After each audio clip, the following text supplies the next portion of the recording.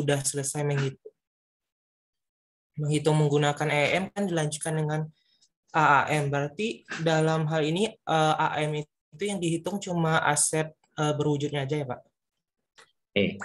Untuk AAM itu sebenarnya semua aset baik berwujud atau tidak berwujud itu dihitung dinilai pasarkan, gitu ya.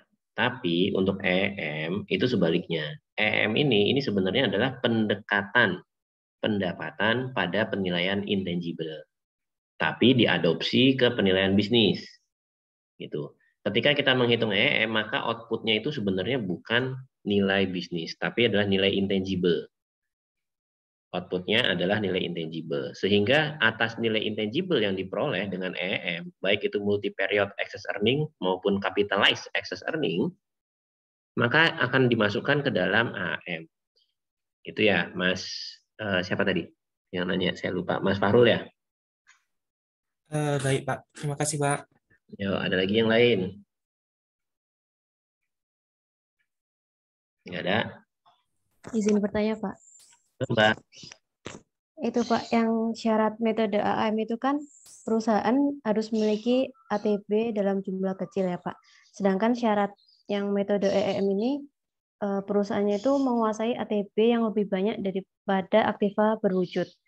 Nah, tapi proses penilaiannya itu EEM itu nanti habis tahu indikasi nilai intangible-nya itu kan dimasukin ke langkah kerjanya AM ya Pak. Betul. Itu saya masih bingung gitu. Seperti tadi yang saya jelaskan ya, EM ini sebenarnya digunakan untuk menilai intangible. Jadi memang betul dalam konsepnya itu adalah AM itu digunakan untuk menilai atas sebuah bisnis yang tangible-nya itu banyak atau intangible-nya tidak signifikan. Kenapa? Ketika metode AM digunakan, nilai intangible ini bisa diasumsikan nilai buku sama dengan nilai pasarnya.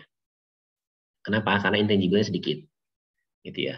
Nah, untuk EEM tidak bisa pakai asumsi nilai buku sama dengan nilai pasarnya atas intangible-nya. Kenapa? Karena kita harus menghitung berapa besarnya intangible atas merek yang dimiliki wajib pajak, intangible atas distribution channel, atas customer list yang dimiliki wajib pajak. Justru sebaliknya, ketika menggunakan EEM digunakan untuk penilaian bisnis, maka atas intangible-nya harus dinilai keseluruhannya. Itu. Dan untuk tangible-nya ya teman-teman sudah belajar penilaian properti nih, tinggal diterapkan aja untuk nilai pasar di penilaian propertinya. Gambarnya sih gitu Mbak Nabila. Ya, terima kasih Pak. Oke, ada lagi teman-teman? Izin bertanya Pak. Yuk, silakan Mbak. Dalam salah satu ketentuan mengenai risiko bisnis yang dapat dinilai itu dengan pendekatan aset itu kan ada perusahaan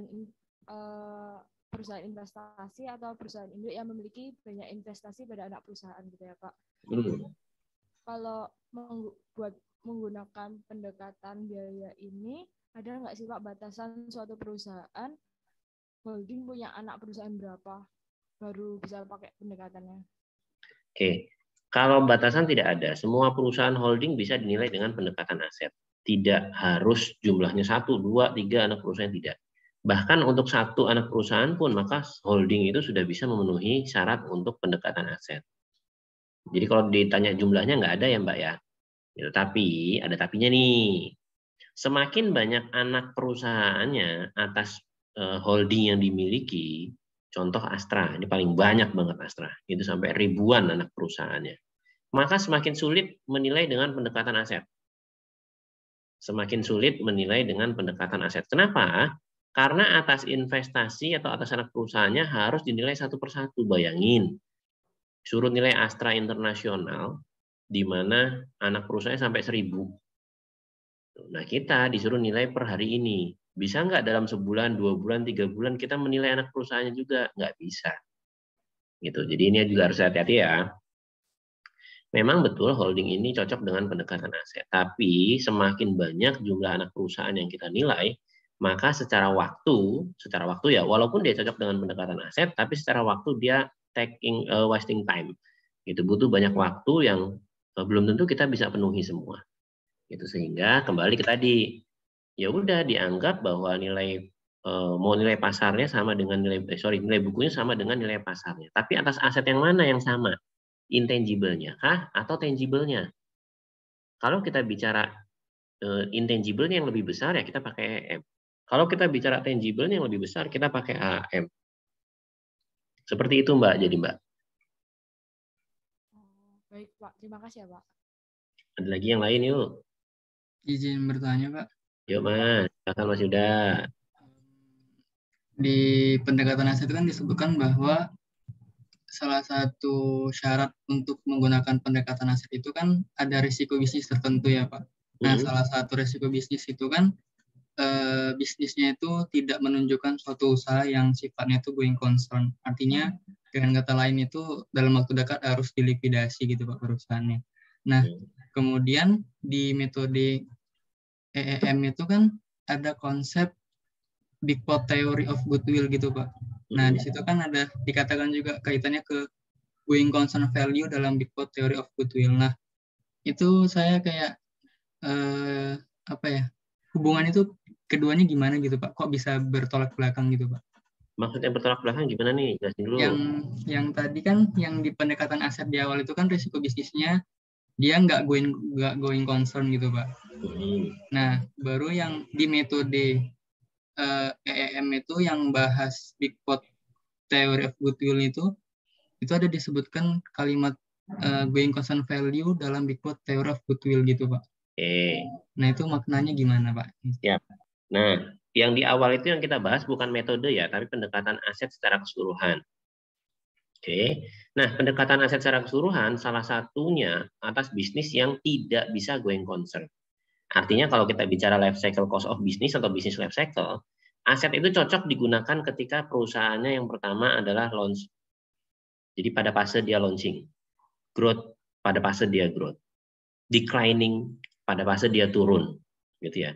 Pokoknya hampir semua di business life cycle itu cocok dengan pendekatan aset. Kecuali ya, di mana digunakan untuk menilai bisnis dia pada fasenya di fase maturity atau stable growth.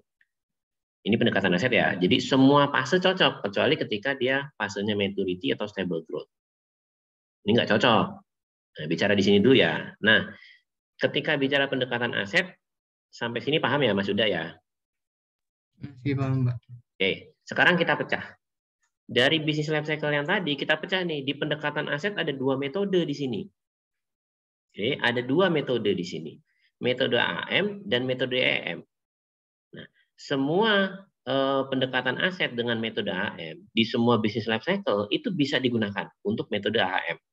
Bisa digunakan untuk metode AM di semua business life cycle ya, kecuali tadi di maturity atau stable growth. Nah, pengecualian untuk EM. EM hanya bisa digunakan pada saat perusahaan going concern. Artinya ketika perusahaan sedang declining ya, fase terakhir declining, itu nggak bisa pakai EM. Gitu. Tapi ketika dia launching, growth fase 1, growth fase 2, EM bisa dipakai nggak? Bisa. Gitu, gambarannya gitu Mas Yuda ya. Jadi tidak bertolak belakang, tidak. Yang di awal itu kita bicara pendekatan aset secara keseluruhan, yang di belakang itu kita bicara metodenya. Metode dalam pendekatan aset ada dua nih. Aset AM dengan EM. Kalau AM di semua fase itu bisa. Tapi untuk EM nggak bisa di declining. Pengecualian ketika perusahaannya nggak bisa going concern, maka tidak bisa pakai EM. Nah, ini juga nanti akan berlaku ketika pendekatan pendapatan. Di pendekatan pendapatan ada dua metode nih.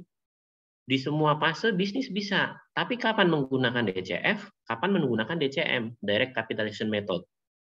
Pakai DCF ketika business life cycle-nya di launching, growth, declining. Itu bisa pakai DCF. DCM hanya bisa digunakan ketika perusahaan pada fase stable growth, dan maturity. Jadi inilah yang membedakan antara pendekatan secara keseluruhan dengan metode-metode yang digunakan. Gitu Mas Yuda ya? Iya, makasih Pak. Ada lagi yang lain? Saya izin bertanya Pak. Mas Fikri.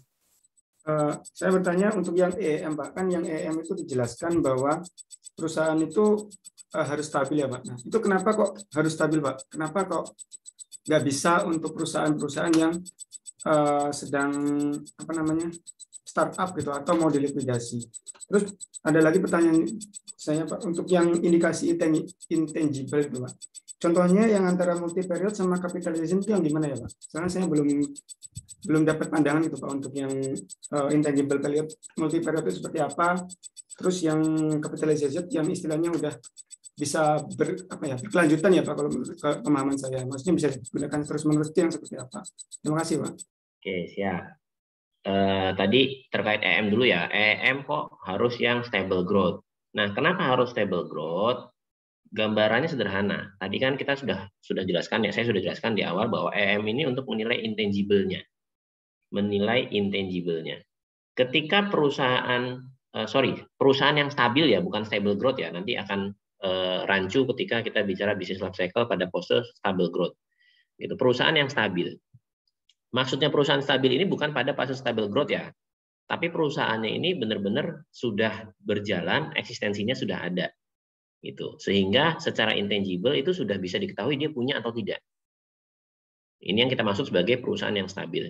Nah, ketika perusahaan baru launching misalnya nih, perusahaan launching misalnya kayak saya bikin sebuah perusahaan baru deh, sebuah perusahaan kurir atau sebuah perusahaan antar paket barang. Nah, dari perusahaan yang baru ini karena dianggap belum stabil, itu bisa diyakinkan bahwa sebenarnya perusahaan nggak punya intangible atau belum memiliki intangible. Karena belum memiliki intangible, maka metode EM belum bisa digunakan. Kenapa? Intangible-nya belum ada. Itu atau intangible-nya dalam jumlah yang kecil. Ya jangan pakai EM, tapi gunakan AM. Tapi ketika perusahaannya sudah mulai berjalan seperti sekarang misalnya Ninja Express.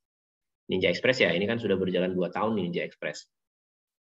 Walaupun dia masih kecil skalanya atau skupnya, tapi dengan dia sudah berjalan 2 tahun, fasenya sudah mulai berubah yang tadinya launch, sekarang sudah pada fase growth. Gitu. Nah, sehingga ketika kita berada di fase growth ini, kita bisa yakinkan bahwa Ninja Express sudah mulai memiliki intangible, minimal customer list atau customer loyalnya si Ninja Express. Itu ya, Ninja Express ini kan baru ya. Kalau di Tokopedia itu baru di Jakarta, kota-kota besar lah ya, Ninja Express. Di tempat-tempat lain belum ada. Nah, paling tidak customer list-nya dia punya. Nah, karena dia sudah dikarenakan perusahaan yang growth atau bertumbuh, posisi perusahaannya stabil, dia masih bisa bertumbuh terus gitu ya. Nah, sehingga di sini EM atau pendekatan aset dengan metode EM bisa kita terapkan untuk menilai intangible-nya. Itu. Dan intangible-nya atas perusahaan jasa biasanya lebih banyak daripada tangible-nya. Kalau tangible-nya mungkin Ninja Express hanya nyewa ruko, nyewa ya, itu pun bukan punyanya dia tanah bangunannya. Gitu. Atau bisa jadi dia motor kendaraan yang digunakan untuk distribusi juga bukan punya si Ninja Express, tapi punya partnernya, punya kurirnya, gitu. Atau mungkin mobil angkutnya, truk angkutnya, angkut barangnya itu juga bukan punya dia. Itu punya partner kerjanya dia, sehingga asetnya kecil. Nah, kalau asetnya kecil, AM nggak bisa. Tapi karena dia sudah perusahaan yang kita anggap stabil, dia sudah memiliki intangible di sini, maka AM bisa digunakan. Itu jawaban yang pertama, Mas Fikri ya. Terus yang kedua, terkait dengan EM, ada 2 teknik EM, ada multi-period excess earning, ada capitalized excess earning. Kapan kita menggunakan multi-period? Kapan kita menggunakan capitalize. Nah, multi-period ini digunakan apabila intangible-nya punya masa, punya waktu di mana intangible tersebut akan habis masanya atau waktunya. Itu intangible ini banyak banget ya. Misal contoh perjanjian kontrak kerja. Gitu ya. Ninja Express punya perjanjian kontrak kerja dengan Tokopedia. Ini termasuk intangible. Misalnya perjanjiannya 10 tahun, sekarang sudah berjalan 2 tahun.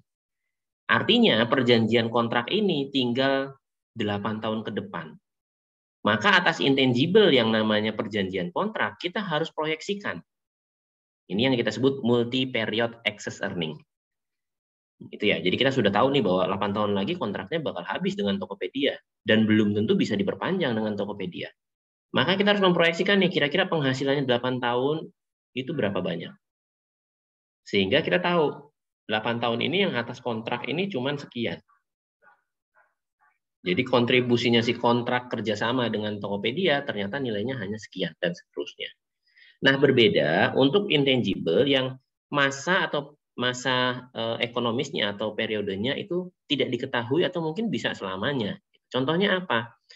Contohnya misalnya merek dagangnya dia atau brandnya si Ninja Express yang gambarnya ninja. Selama perusahaannya masih hidup, maka brandnya Ninja Express yang gambarnya ninja tadi itu masih bisa dipakai sama dia. Itu mau ntar 20 tahun, 30 tahun lagi, kita kan nggak tahu Ninja Express ini sampai kapan. Nah, karena tidak tahu masa umur ekonomisnya atau masa manfaatnya si intangible ini, maka ini yang kita sebut atau kita gunakan teknik kapitalisasi.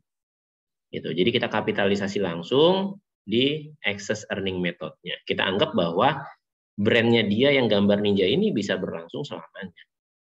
Gitu Mas Fikri ya, semoga menjelaskan terkait contohnya. Baik Pak, mungkin ada satu pertanyaan lagi Pak, kalau boleh. Yuk. Tadi kalau nggak salah ya, Bapak menjelaskan kalau yang untuk EEM itu ada teori itu Big Pot Theory of Goodwill, di mana goodwill itu sendiri artinya di mana masa manfaat itu apa namanya untuk masa mendatang, terus untuk intangible-nya itu unidentified gitu Pak, tidak bisa diidentifikasi. Nah, sedangkan untuk perusahaan kan pasti punya brand ya Pak, pasti punya brand. Nah, pasti punya nama gitu, bukankah nama itu sendiri itu pasti udah. Sedangkan kalau nggak salah saya dengarnya itu brand sendiri itu udah termasuk identified gitu Pak. Terus yang dimaksud dengan Oke, siap. Ini juga pertanyaan kelas 11 sama. Dalam intangible ya, dalam penilaian intangible aset itu ada 6 jenis intangible yang bisa diidentifikasi dan satu kelompok yang disebut goodwill atau unidentified intangible asset. Nah, oke, tadi teman-teman Mas Fikri tadi nanyain sebenarnya apa sih contoh yang tidak bisa diidentifikasi kalau merek dagang, customer list, kontrak itu bisa diidentifikasi. Sederhana ya, saya pakai analogi biar teman-teman paham. Ketika Mas Fikri udah lulus D3, oke, mau ngajuin beasiswa S1. Mas Fikri ikut ujian lah S1 di sana. Di ujiannya Mas Fikri nggak lulus. Tapi ternyata di UI-nya sana, nama Mas Fikri itu udah terdaftar sebagai mahasiswa UI. Nah, menurut Mas Fikri di sini ada intangible nggak? Ada sebenarnya Pak. Karena nggak lolos tapi bisa masuk. Sekarang saya tanyain, intangible-nya apa namanya, Mas?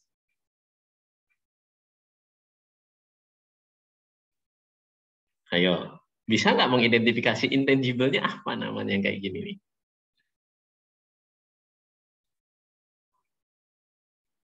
Ya, bisa nggak teman-teman yang lain? Bisa nggak mengidentifikasi atas intangible yang kayak gini namanya apa? Ya, sama seperti penilaian saat ini. Itu bahkan penilaian itu sudah memikirkan itu dari beberapa tahun yang lalu ketika IVS International Valuation Standard itu belum dibuat, udah dipikirin bahwa intangible itu punya keranjang sampah yang kita sebut Big Pot Theory of Goodwill, atau goodwill ini kita sebut sebagai unidentified intangible asset. Mungkin di tahun 2000 dulu yang buat ini sudah sadar nih bahwa sebenarnya intangible itu luas sekali, banyak sekali. Tapi yang bisa diidentifikasi di tahun 2000 ya hanya mungkin 6 identifikasi tadi atau 6 kelompok intangible tadi. Makanya ada satu keranjang sampah yang kita siapkan yang kita sebut Big Pot Theory of Goodwill atau Unidentified Intangible Asset. Itu. Mungkin sekarang kita belum tahu nih nama intangible-nya. Kita belum tahu nama intangible-nya. Tapi bisa jadi nanti ke depan itu kita tahu oh ini intangible-nya atas A, atas B, atas C. Sama halnya ketika kita bicara big data. Big data di tahun 2000, big data ya, di tahun 2000 itu bukan intangible. Bukan intangible. Orang memasukkan itu sebagai aset. Gitu. Kenapa? Karena ada komputernya, ada hard disk-nya, ada servernya, aset. Gitu. Ternyata big data di tahun 2000 tadi, yang isinya nama-nama teman-teman, nomor KTP, diperjualbelikan oleh perbankan. Makanya banyak WA masuk, banyak SMS masuk, nawarin utang, nawarin kredit, nawarin macam-macam lah ya, termasuk donasi, apa segala macam. Di tahun 2020, kita menyebut itu sebagai unidentified intangible asset. Kita nggak tahu ada intangible yang bisa keluar dari situ. Tapi sekarang kita menyebutnya itu sebagai customer list. Gitu. Sekarang kita menyebutnya sebagai customer list. Kenapa?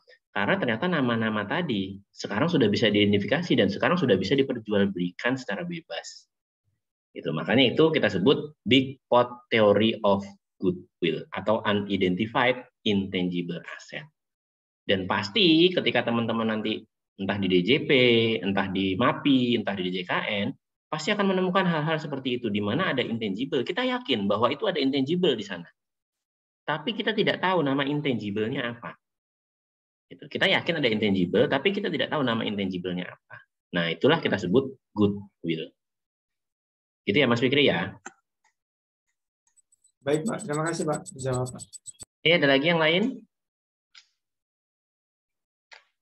Nggak ada? Kalau nggak ada, saya masuk ke praktek ya. Sebentar, saya share screen dulu. Oke, teman-teman, ini kertas kerjanya sudah kelihatan ya. Ini kertas kerja versi beta. Seperti yang saya katakan ke teman-teman, tolong jangan belajar dari kertas kerja tadi, tapi belajarlah dari rekaman Zoom hari ini. Karena kertas kerjanya sudah saya ubah-ubah terus nih. Setiap saya ngajarin, saya ubah, saya save. Setiap saya ngajarin, saya ubah, saya save, dan seterusnya. Nah ini, kalau di kertas kerja teman-teman, catatannya nggak selengkap ini nih. Ini baru saya lengkapin tadi pagi. Gitu ya, dan ini bisa jadi besok saya hapus atau besok saya ganti karena case-nya beda. Gitu. Nah, ini kertas kerja untuk akumulated asset method. Tidak ada di sheet-sheet sebelumnya ya, di sheet-sheet lainnya ya. Dia adanya di sheet laporan keuangan karena saya belum bikin untuk versi printout-nya. Tapi saya sudah membuat di versi untuk perhitungannya. Ini kertas kerjanya teman-teman ya. Nah, step by step-nya, hal pertama yang harus teman-teman lakukan adalah spreading. Spreading, ingat ya, hal pertama yang harus dilakukan teman-teman adalah spreading. Apa itu spreading? Mengelompokkan akun-akun dalam laporan keuangan perusahaan. Baik laporan neraca maupun laporan laba rugi. Nah, untuk AAM, Accumulated Asset Method, kita membutuhkan neracanya. Kita membutuhkan neracanya. Jadi yang dikelompokkan adalah neracanya. Laba ruginya nanti akan mempengaruhi sisi ekuitasnya saja. Oke ya. Nah, setelah spreading, untuk spreading itu nggak harus seperti ini teman-teman ya. Ini spreading menurut versi saya. Ini spreading menurut versi saya. Saya selalu membedakan antara, contohnya ini piutang usaha. Piutang usaha saya pisah jadi dua, pihak ketiga dan pihak berelasi. Sama-sama piutang usaha, tapi ada pihak ketiga, ada pihak berelasi. Tujuannya untuk apa? Ketika ada piutang usaha pihak berelasi, maka di sini ada kemungkinan potensial loss dari sisi perpajakan. Jadi semua laporan penilaian saya desain untuk tujuan perpajakan. Kalau MAPI ini dijadikan satu nih, piutang usaha yang mau pihak ketiga, mau pihak berelasi dijadikan satu. Teman-teman DJKN juga sebagian dijadikan satu, sebagian dipisah dua seperti ini. Nah kalau saya pisah jadi dua, karena ketika ada piutang usaha pihak berelasi, di sini ada kemungkinan potensial loss perpajakan. Oke, yang berikutnya piutang lain-lain. Kenapa kok piutang dipisahkan jadi dua, piutang usaha dan piutang lain-lain? Piutang usaha ini adalah piutang yang sifatnya operasional. Sementara yang sifatnya non-operasional, itu saya masukkan ke dalam piutang lain-lain. Itu ya teman-teman ya. Termasuk ada penyisian utang ragu-ragu. Namanya piutang, dulu kita belajar di SMA, di akuntansi, ada namanya penyisihan piutang atau hutang tak tertagih, atau piutang tak tertagih. Nah, di sini bahasanya saya jadikan satu, penyisihan piutang ragu-ragu. Nah, semua di Aktiva Lancar ini bisa teman-teman spreading dari CALK. Kira-kira teman-teman cari apa yang kira-kira akun ini bisa menjadikan satu, akun A, akun B, akun C. Oh, ini ternyata pihak ketiga semua dijadikan satu piutang pihak ketiga. Akun D, E, F, ini pihak afiliasi nih, dijadikan satu piutang usaha pihak afiliasi. Monggo, itu nanti tinggal kebutuhan teman-teman seperti apa. Dilihat di CALK-nya. Untuk aset ini bisa dilihat pada laporan keuangan bagian aset berwujud atau aset tetapnya dia. Detailnya ada semua di sana. Nah, untuk ATB juga di sini untuk aset tak berwujud, lihat di Aktiva tidak lancarnya perusahaan. Nah, semua aset ini adanya dalam propertinya perusahaan. Baik yang sifatnya aset investasi di sini ya, maupun investasi ini berupa saham, obligasi, sun, dan seterusnya ya. Jadi berupa lembar surat berharga atau personal property kita sebutnya. Nah, semua yang ada di akun aset ini adalah akun yang saya sebut penilaian properti. Kenapa? Karena bagian ini nanti akan dinilai pasarkan teman-teman dengan proses penilaian properti. Baik sifatnya personal property maupun sifatnya real property. Termasuk intangible di sini ya. Intangible ini bagian dari properti juga. Oke, lanjut ke hutang. Untuk hutang lancar, ini semua data-datanya ada di CALK. Silakan dicek CALK-nya. Bisa dikelompokkan sama kayak atas tadi ya. Bisa dikelompokkan pihak ketiga, nih hutang pihak ketiga, pihak berelasi, ini bisa dikelompokkan. Oke, termasuk hutang lancar lainnya yang bukan operasional nih, bisa juga dikelompokkan. Ya, tinggal spreading-nya tergantung teman-teman. Nah, hutang bank juga seperti itu. Hutang bank juga seperti itu ya. Hutang jangka panjang, hutang bank, dan seterusnya. Ini harus dikelompokkan, Apabila ada case seperti ini, contoh nih, hutang usaha jangka panjang. Namanya hutang usaha, ini bukan struktur kapital. Maka atas akun hutang usaha ini, sebaiknya dimasukkan ke bagian atas. Oke, ini ya, hutang usaha ya. Hutang usaha jangka panjang. Karena sifatnya hutang usaha, bukan struktur kapital, maka ini sebaiknya dimasukkan ke atas. Begitu juga hutang jangka panjang nih. Ini tadinya adanya di atas nih. Sorry ya, saya pindahkan dulu sebentar. Ketika ada hutang bank jangka panjang yang jatuh tempo kurang dari 1 tahun, ini merupakan bagian struktur kapital. Karena bagian struktur kapital biasanya ini dicatatkan di aktiva lancar atau di hutang lancar. Maka harus kita kembalikan nih ke bagian hutang tidak lancar. Maka kita harus kembalikan posisinya ke bagian hutang tidak lancar di bagian bawah. Oke, jadi nanti akan ada akun-akun seperti ini, tolong di spreading. Hutang usaha kembalikan ke atas sebagai hutang lancar walaupun dia jangka panjang. Hutang jangka panjang yang kurang dari 1 tahun, ini kembalikan ke bawah sebagai hutang struktur modal. Kenapa kok harus seperti itu? Karena nanti akan mempengaruhi free cash flow di metode excess earning. Akan mempengaruhi free cash flow di metode excess earning. Kalau teman-teman menggunakan metode excess earning. Oke ya. Nah, saya lanjut. Yang berikutnya ekuitas ini. Ini ekuitas juga ada di laporan keuangan. Kalau ini biasanya perusahaan nulisnya lengkap. Jadi nggak perlu dicek di CALK-nya, apa segala macam ini udah ada semua. Biasanya lengkap kalau untuk ekuitas ini. Nah, pastikan total pasifa sama dengan total aktiva. Ini beda ya. Total aktivanya 243, total pasifanya di sini 217, selisih 26. Kenapa selisih 26? Ya karena dari tadi udah saya oprak, dan seterusnya. Oke, ini saya copy paste aja biar normal. Saya masukkan ke sini. Oke, kosong ya. Selisihnya udah 0. Oke.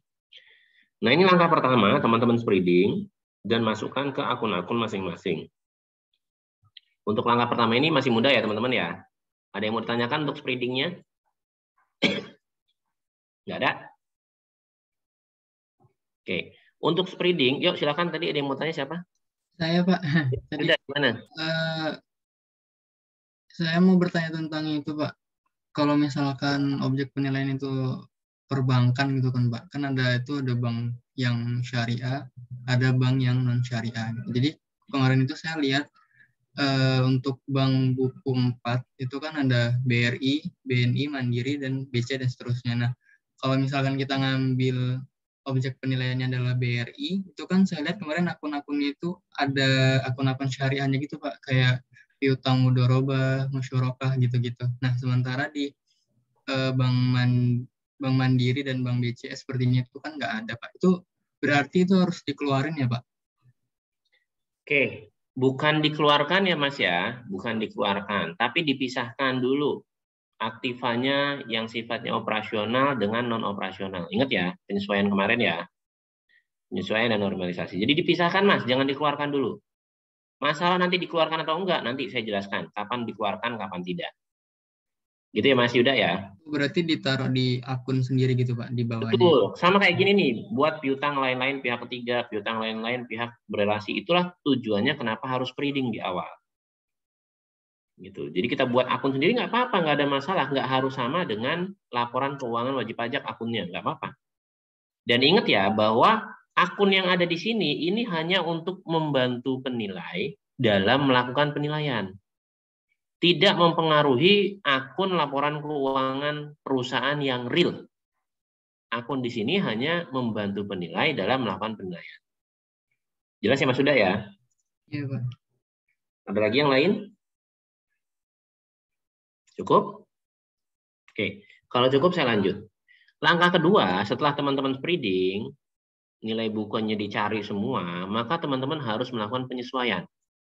Ingat ya, syaratnya semua aset harus dinilai pasarkan. Harus, sifatnya harus, mutlak. Itu. Boleh nggak dinilai pasarkan? Boleh. Caranya gimana? Nih, gunakan asumsi. Nilai buku sama dengan nilai pasarnya. Ingat ya, syaratnya mutlak harus dinilai pasarkan. Jadi, boleh nggak nilai pasarkan? Boleh aja. Gunakan asumsi bahwa nilai bukunya sudah sama dengan nilai pasar. Contoh nih yang pertama. Arus kas, aktiva berupa kas dan setara kas. Nilai bukunya 61 miliar. Bisa nggak kita nilai pasarkan? Ya sebenarnya bisa. Kita, apalagi DJP ya, ketika penilai DJP disuruh meriksa Pertamina, kita tuh boleh buka rekeningnya Pertamina. Boleh buka tabungannya Pertamina, itu boleh-boleh saja. Gitu. Nah, di sini kita bisa ngecek nih, yang tertulis per 31 Desember 2017 di pembukuannya Pertamina, kita tinggal cetak nih, di Mandiri rekeningnya per 31 Desember berapa? Di BRI berapa? Di BCA berapa? Petty cash-nya atau kas kecilnya berapa? Cocok nggak dengan 91? Gitu ya. Tapi karena ini kas dan setara kas yang sifatnya liquid, biasanya penilai itu langsung men-step untuk akun kas setara kas nih. Nilai buku sama dengan nilai pasarnya. Kenapa? Karena sifatnya liquid. Jadi mau dicek pun ke perbankan itu pasti ada selisih, pasti. Namanya bank mencatat, di situ ada biaya administrasi per tanggal penilaian. Ada biaya-biaya lain per tanggal penilaian, pasti ada selisihnya. Ada bunganya juga, dan seterusnya ya. Maka biasanya kita nggak ngecek tuh. Jadi kita langsung statement bahwa nilai buku sama dengan nilai pasar. Boleh begitu? Boleh. Nggak ada masalah, yang penting asumsinya jelas. Maka selisihnya 0. Karena nilai buku kita anggap sama dengan nilai pasarnya. Oke, berikutnya piutang usaha pihak ketiga. Nah, ini ya piutang ya. Piutang usaha, gimana cara menilai pasarkannya? Namanya piutang, ada bagian yang pasti tidak tertagih. Ada bagian yang pasti tidak tertagih. Per tanggal penilaian, misalnya 31 Desember di sini ya, kita harus cek nih di CALK-nya. Berapa banyak piutang tak tertagihnya? Bisa berupa nominal, bisa berupa persentase.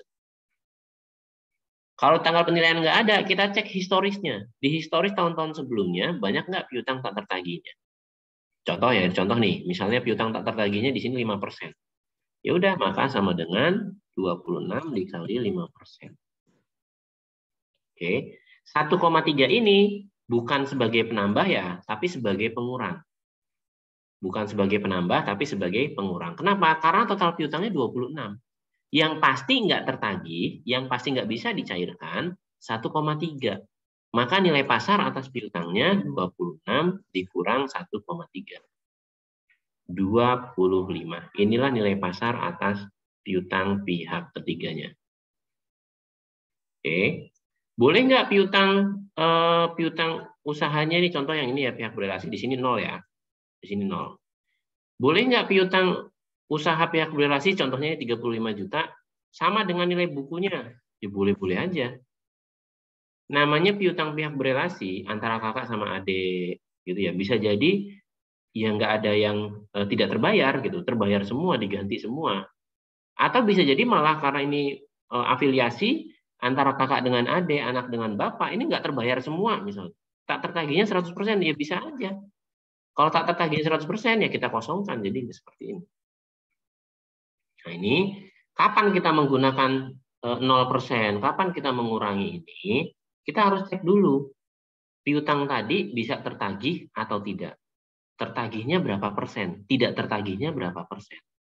Yang tidak tertagih dijadikan sebagai faktor pengurang. Oke. Sampai sini jelas? Ada yang mau ditanyakan atas 3 item ini dulu? Saya mau bertanya, Pak. Fikri. Untuk yang piutang itu tadi, Pak, saya masih belum nangkep itu. Gimana kita menentukan persentasenya, istilahnya yang tidak tertagih. Gitu. Soalnya kalau bisa jadi kan itu jadinya lebih banyak subjektifnya gitu, Pak. Andai kan kita Pernah belajar akuntansi di SMA enggak? Pernah, Pak. Pernah dengar istilah piutang tak tertagih enggak? Ya, pernah, Pak. Nah, piutang tak tertagih ini selalu ada dalam laporan keuangan. Selalu ada dalam laporan keuangan. Dan itu biasanya di state. Makanya saya minta cek CALK. Kalau laporan keuangan tersebut tidak men-state piutang tak tertagih, artinya sama seperti yang kedua tadi nih. Semua piutang bisa ditagihkan dan bisa dicairkan. Artinya piutang tak tertagihnya 0%. Gitu Mas Fikrinya. Jadi tidak ada yang subjektif di sini, Mas. Yang bicara semua laporan keuangan. Sampai sini jelas, Mas Fikri? Jelas, Pak. Terima kasih, Pak. Oke. Ada lagi yang lain? Jelas ya? Kalau terkait piutang tak tertagih, tidak ada yang subjektif ya teman-teman ya. Semua jelas ada di catatan atas laporan keuangan. Baik historical maupun pada saat tahun penilaian. Gitu. Kenapa? Karena itu memang diwajibkan untuk dicatat berapa piutang tak tertagihnya. Oke. Nah, yang berikutnya ini ada piutang lain-lain yang tadi saya omongin ke Mas Yuda tadi. Saya sengaja mengelompokkan ada piutang usaha dan piutang lain-lain. Piutang lain-lain ini adalah piutang yang di luar bisnisnya. Piutang yang di luar bisnisnya. Gitu ya. Makanya saya kelompokkan piutang lain-lain. Kalau memang bukan bisnisnya, karena ini non-operasional sifatnya, maka ini harus dikeluarkan. Ya, maka harus dikeluarkan ya, teman-teman ya. Atau saya buat negatif aja deh, biar rumusnya nggak berubah. Karena bukan bisnisnya, dan saya sengaja selalu membuat spreading seperti itu. Supaya bisa dikeluarkan. Oke. Nah, sama nih, kalau misalnya ada piutang lain-lain pihak berelasi, ada juga, ya keluarin aja. Kita anggap bahwa atas yang 482 ini bagian non-operasional. Jangan dijadikan perhitungan. Atau kembali lagi ke atas nih misalnya. Oh, kas setara kas ini, saya mau kelompokkan dia non-operasional. Kenapa? Karena udah cashless nih. Transaksinya udah cashless. Dari 61 ini 1 miliar ini bukan operasional misalnya. Karena ini deposito sifatnya misalnya. Terus transaksinya udah cashless, jadi nggak diperlukan lagi deposito di kas setara kas. Maka dikuranginlah 1 miliar. Boleh? Boleh. Itu. Tapi itu semua harus tercatat dalam CALK. Kalau nggak tercatat di CALK, ya tadi, kalau Mas Fikri mau ngeluarin, ibaratnya ya itu jadi subjektif banget. Gitu. Nah, kita berusaha untuk objektif. Oke ya, nah ini contohnya tadi Mas Yuda ya. Dikeluarkannya di mana ya? Di sini dikeluarkan nih. Disesuaikan, minus. Tapi nanti akan ditambah di bawah. Oke, disesuaikan minus. Termasuk penyisihan piutang ragu-ragu. Nah, dalam akuntansi ada namanya piutang tak tertagih, ada piutang ragu-ragu. Kalau piutang tak tertagih, ini udah pasti nggak bisa ditagih. Kalau piutang ragu-ragu, ini bisa jadi tertagih, bisa jadi juga tidak. Gitu. Bisa jadi 50-50 ya, 50%, 50%. Nah, ini baru saya katakan, ini sifatnya subjektif. Ketika ada akun piutang ragu-ragu seperti ini, teman-teman bisa mengeluarkan semuanya. Nih, dianggap bahwa 1 miliar ini nggak bakal tertagih. Atau mau diproporsi 50%, misalnya ya, saya proporsi 50%.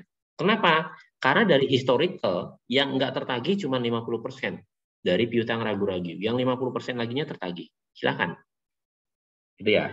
Nah ini agak subjektif di sini. Agak subjektif ya. Kita bisa lihat dari historicalnya perusahaan seperti apa. Tapi biasanya piutang ragu-ragu ini setiap perusahaan beda-beda nih. Contoh, ini tahun 2017. 2016 misalnya dari piutang ragu-ragu ini yang tertagih 50%. 2016 yang tertagih, tadi 2016 ya, 2015 yang tertagih 30%. 2014 yang tertagih 90%. Lah kita pakai yang mana? Gitu. Jadi ini agak subjektif untuk piutang ragu-ragu. Oke. Sampai sini jelas? Di sini udah ada, di sebelah kanan ini ada ya, antara dibayar atau tidak. Harus dianalisis. Oke, harus dianalisis ya. Nah, ini makanya bisa jadi subjektif. Kalau saya ditanya, piutang ragu-ragu ini saya masukkan atau saya keluarin? Semua saya keluarin. Kenapa? Wajib pajak akan senang kalau semuanya dikeluarin. Karena tidak dianggap tidak ada dan tidak dijadikan sebagai dasar perhitungan. Kalau saya ya, tapi beda penilai, beda asumsi dan kondisi pembatas. Itu piutang ragu-ragu. Yang berikutnya persediaan. Untuk persediaan, teman-teman harus ngecek defect ratio. Apa sih defect ratio? Defect ratio ini barang cacat. Dulu, kalau teman-teman belajar SMA, akuntansi, ada namanya retur pembelian, retur penjualan. Yang di retur ini biasanya adalah barang cacat. Gitu. Saya misalnya agen kecil, ngambil barang dari Mas Yuda. Ketika barangnya nyampe ke saya, contohnya misalnya baygon, anti nyamuk baygon yang semprot ya. Ketika saya buka dusnya ternyata ada yang bocor nih kalengnya. Saya kembalikan ke Mas Yuda. Ini yang disebut retur. Ini yang disebut retur. Dari sisi saya si penjual, si pembeli, agen kecil tadi ya, dari sisi saya ya. Saya sudah mencatatkan 15 miliar nih. Saya sudah mencatatkan 15 miliar. Ternyata yang saya kembalikan, yang saya retur, itu 1%-nya. Oke, sama dengan minus 1% dikali. Nih. Yang saya kembalikan 1%-nya, kenapa? Defect atau cacat. Maka di pencatatan saya, untuk mencari nilai pasar ya, ini nilai pasar adalah nilai bukunya, dikurangi dengan defect rasionya, dapatlah nilai pasar persediaan di sisi saya. Lah terus bagaimana kalau pembukuan ini di sisinya Mas Yuda? Oke, kalau di sisi Mas Yuda sebagai agen besar yang dapat retur penjualan. Kalau dari saya namanya retur pembelian ya, dari Mas Yuda namanya retur penjualan. Oke, dari sisi pencatatan Mas Yuda sebagai penjual barang tadi, maka atas retur penjualan tadi itu tidak menambahkan persediaan. Tidak akan menambah persediaan, tidak juga mengurangi persediaan. Justru barang rusak tadi jadi barang sampah. Secara laporan keuangan tidak ada penambahan, tidak ada pengurangan. Yang mungkin terjadi ya, kalau ternyata Mas Yuda nih, oh ya udah, karena saya komplain, saya nggak mau tahu, pokoknya barang yang serupa harus saya terima saat ini juga. Mau nggak mau, Mas Yuda harus mengembalikan retur tadi, sejumlah barang yang rusak. Gitu ya, sejumlah barang yang rusak. Karena Mas Yuda harus memberikan 1% ke saya sebagai pengganti barang yang rusak tadi, maka penyesuaian di sisi Mas Yuda juga sama. Sama seperti penyesuaian di sisi saya. Gitu ya. Jadi Mas Yuda juga harus mengurangi 155 juta. Kecuali atas retur tadi di persediaan, Mas Yuda nggak mengembalikan. Oh ya udah nanti dikompensasi aja. Jadi pembayaran di bulan berikutnya, di bulan Januari misalnya, nanti dipotong aja sejumlah 150 juta. Gitu ya. Karena dikompensasi, maka tidak dimasukkan dalam akun neraca pada saat tanggal penilaian. Oke, sampai sini jelas teman-teman terkait persediaan? Ada yang mau ditanyain terkait persediaan? Oke, ini saya gunakan defect ratio 1% ya. Oke. Ada yang mau ditanyakan terkait persediaan? Jelas? Karena menurut saya dari aktiva lancar yang agak membingungkan adalah persediaan. Kalau teman-teman tidak paham akuntansi. Kalau udah paham, saya teruskan. Oke, selanjutnya beban dibayar di muka. Beban dibayar di muka. Beban dibayar di muka ini adalah contohnya uang sewa. Jadi saya sewa ke Mas Fikri, rukonya Mas Fikri, sebesar 12 miliar untuk 1 tahun depan, 1 tahun di tahun 2022. Saya sewa ya. Ini beban dibayar di muka. Nah, ternyata nih, Mas Fikri ngasih diskon atas sewanya karena bayarnya langsung setahun, didiskon 5%. Didiskon 5%. Nah, 5% tadi sebagai cashback itu harus dikurangin dari catatan yang 12 miliar ini. Kalau misalnya didiskon cashback 5% atau 1% gitu ya, itu harus dikembalikan ke sini. Nah, apabila di CALK tidak ada informasi terkait sewa wajarnya seperti apa, tenornya atau terminnya seperti apa, dan seterusnya, maka gunakan asumsi nilai buku sama dengan nilai pasarnya. Diasumsikan nilai buku sama dengan nilai pasarnya kalau informasinya tidak ada. Karena kebanyakan memang tidak ada. Gitu ya. Tapi case-nya kayak tadi, kalau ada informasinya bahwa dapat diskon 10% misalnya. Ya dari 12 miliar ini dikurangin 10% dulu. Kurangin 10% ya. 10% dikali 12 juta. Maka nilai pasar atas beban dibayar di mukanya 10,8 miliar. Kalau ada diskon ya, diskonnya 10% tadi. Kalau nggak ada, ya 0. Nilai buku sama dengan nilai pasarnya. Oke. Nah, yang berikutnya pajak dibayar di muka. Karena ini sifatnya advance, teman-teman belum paham terkait perpajakan secara detail, karena teman-teman cuma pengantar perpajakan doang, maka gunakan asumsi nilai buku sama dengan nilai pasar. Ya, ini gunain aja dulu itu. Kenapa? Karena perpajakan banyak, ada PPh, PPN, dan seterusnya ya.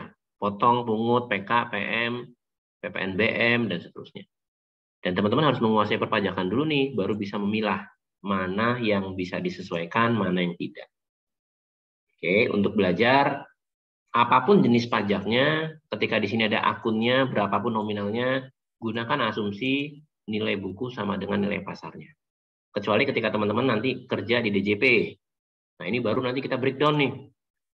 Bisa jadi unsur pajak dibayar di mukanya, PK-nya, pajak keluarannya 13 miliar. Ternyata dari PK ini yang palsu sekian, yang belum masuk sekian, yang salah input sekian, dan seterusnya. Sehingga seharusnya pajak dibayar di mukanya ini berkurang. Jadi misalnya berkurang 120 juta. Nilai pasarnya jadi 12.880. Ini contoh ya. Nah, ini teman-teman baru bisa lakukan ini ketika teman-teman kerja di DJP. Tapi ketika teman-teman nggak kerja di DJP, mau teman-teman di DJKN atau MAPI, biasanya ini pasti langsung diasumsikan nilai buku sama dengan nilai pasarnya. Kenapa? Karena teman-teman nggak punya kemampuan untuk memisahkan mana pajak yang sudah dibayar, yang dibayar di muka, yang bisa diakui, yang tidak bisa diakui. Gitu ya. Jadi untuk sementara gunakan asumsi nilai buku sama dengan nilai pasarnya. Yang berikutnya uang muka pembelian. Uang muka pembelian, ini maksudnya apa sih uang muka pembelian? Jadi kita beli sesuatu nih. Kita beli sesuatu, tapi barangnya belum diterima. Duitnya sudah kita berikan. Ya, duitnya udah kita kasih nih. Contoh saya ke Mas Fikri. Mas, saya beli laptop dong, nih duitnya. Tapi barangnya ke Mas Fikri, dari Mas Fikri belum dikasih ke saya laptopnya. Nah, ini yang kita sebut uang muka pembelian. Oke, nah sama ini juga seperti itu. Uang muka pembelian dicek dapat diskon atau tidak. Kalau nggak ada data terkait diskon, bonus, ya jangan dicatatkan. Tapi misalnya saya beli rumah ke Mas Fikri nih. Misalnya contoh ya, saya beli rumah ke Mas Fikri. Mas Fikri ngasih bonus saya misalnya, ya udah beli rumah harganya 1 miliar. Bonusnya motor Honda Beat yang harganya 20 juta misalnya. Maka atas 20 juta tadi itu harus dikurangi di sini. Gitu. Kenapa? Karena sebenarnya yang 20 juta yang Honda Beat tadi itu bonus. Gitu. Yang kita beli dari uang kita sendiri. Sehingga harus disisihkan nilai pasar sebenarnya berapa sih atas tanah dan bangunan tadi. Gitu ya teman-teman ya. Istilahnya di Mas Fikri itu bonus. Tapi di kita sebenarnya itu ya sebenarnya beli dari uang kita juga. Gitu. Sehingga kita harus tahu nih nilai pasar atas tanah dan bangunan yang kita beli itu berapa. Ini sebagai contoh uang muka pembelian. Aktiva lancar lainnya, ini juga kalau saya gunakan ketika ada aktiva lancar yang masuk non-operasional, saya cemplungkan ke dalam akun ini. Sehingga nanti tinggal dikosongin sama seperti yang tadi ini, piutang lain-lain ini. Oke, untuk aktiva lancar ada yang mau ditanyakan sampai sini silakan. Jelas semuanya? Atau masih bingung? Mas Yuda, gimana Mas Yuda? Jelas atau bingung? Masih aman, Pak. Ya, ini aktif lancar. Ada yang mau ditanyakan nggak? Apa sudah jelas?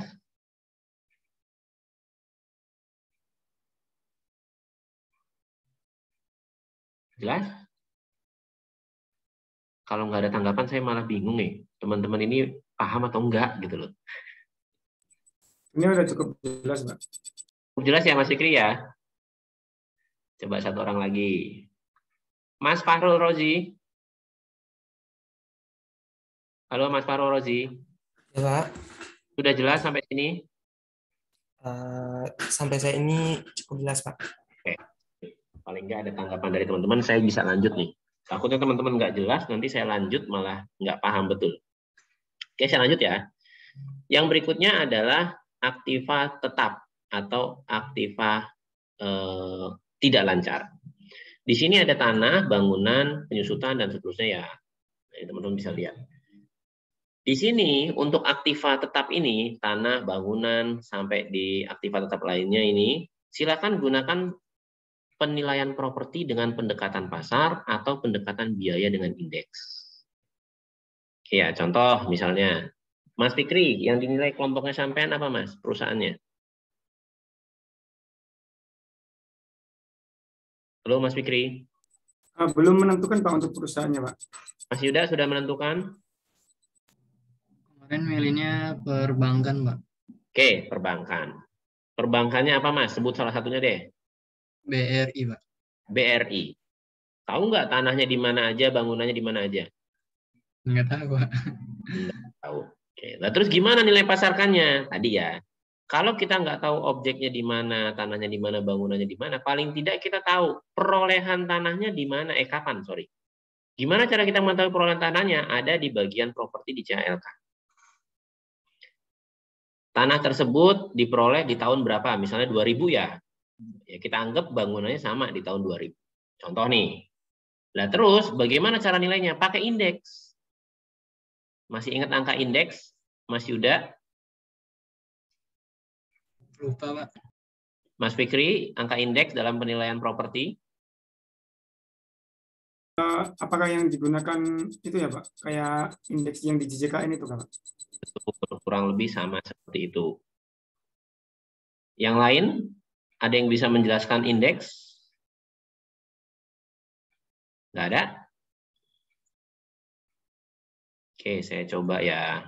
Kalau kelas sebelah tadi bisa menjelaskan, jadi saya nggak perlu menjelaskan lagi. Saya coba angka indeks provinsi. Sorry. Angka indeks kemahalan aja. Oke, angka indeks itu ada banyak jenisnya, sorry. Ada angka indeks kemahalan konstruksi, ada angka indeks tahun. Gitu ya, angka indeks tahun. Nah, ini kemahalan konstruksi. Oke, tinggal diklik aja, bisa dari jurnal, BPS, dan seterusnya. Ada juga angka indeks perkembangan properti. Sebenarnya di ini saya ada ya. Aduh, ini karena kealingan menu di Zoom. Nah, ini saya mau cari survei pertumbuhan properti. Nah, kita gunakan indeks untuk pertumbuhan properti. Oke, di sini kemarin sebenarnya sudah saya beritahu informasinya ya. Jenis propertinya apa? Residensial, komersial, nih ya. Perkembangan industri komersial. Cari. Oke, nih di tahun 2021. Diklik aja. Di-download aja kalau suruh download. Nah, ini saya tampilkan yang PDF-nya aja biar kelihatan. Nah, indeks itu ada di sini nih, tuh. 2018, 2019, 2020. Tinggal kaliin aja indeks itu. Nanti pelajari lagi di penilaian propertinya teman-teman ya, terkait pendekatan biaya dengan metode indeks. Dulu diperoleh tanahnya, bangunannya di tahun 2000. Ya, cari indeks tahun 2000, bandingkan dengan indeks tahun 2021. Gitu ya, tinggal cari di sini. Jenisnya apa? Perkantoran, apartemen, lahan industri. Nih ada nih. Oke. ada retail, ada perkantoran, tuh. Tinggal dikaliin aja, perkantoran jual. Nah, ini ada nih indeksnya semua nih. Tuh. Oke ya, tinggal dikalikan aja angka-angka indeks ini di sini. Oke, saya tidak akan mengulang terkait dengan penilaian propertinya.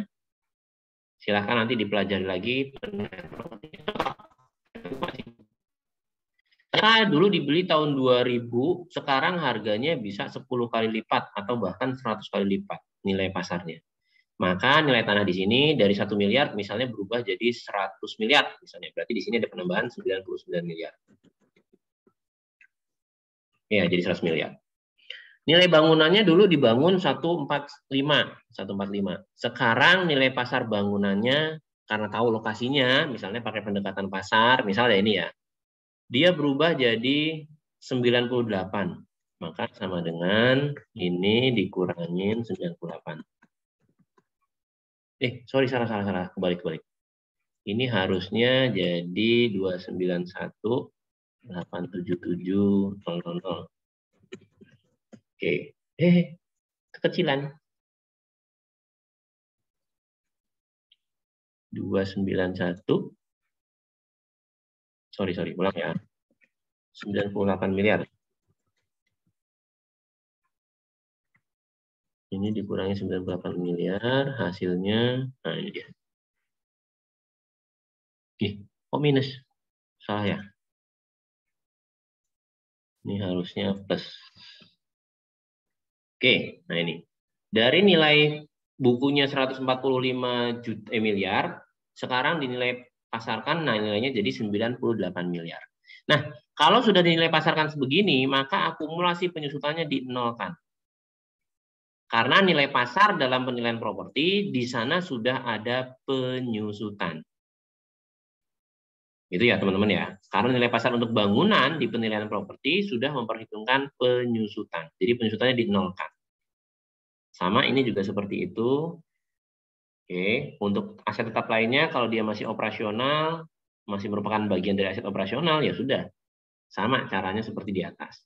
Atau misalnya aset tetap lainnya teman-teman nggak tahu nih lokasinya di mana, nggak bisa mengidentifikasi lokasinya di mana, kapan tanggal diperolehnya misalnya ya. Ya udah kalau nggak bisa tahu kayak gitu, diasumsikan aja sama kayak di atasnya nih. Nilai buku nih ya, nilai buku sama dengan nilai pasar. Maka untuk aset tetap lainnya penyesuaiannya 0. Itu ya teman-teman ya. Sampai sini untuk aset tanah dan bangunan ada yang mau ditanyakan? Silakan.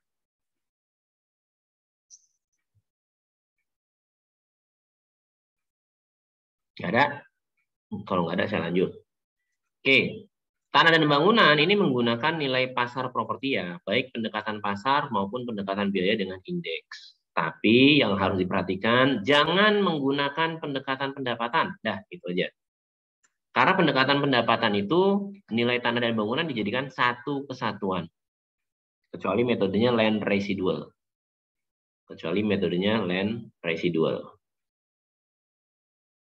Oke. Nah, berikutnya aset investasi. Aset investasi ini biasanya berupa saham, obligasi, sun, dan seterusnya. Ini yang kita sebut aset investasi.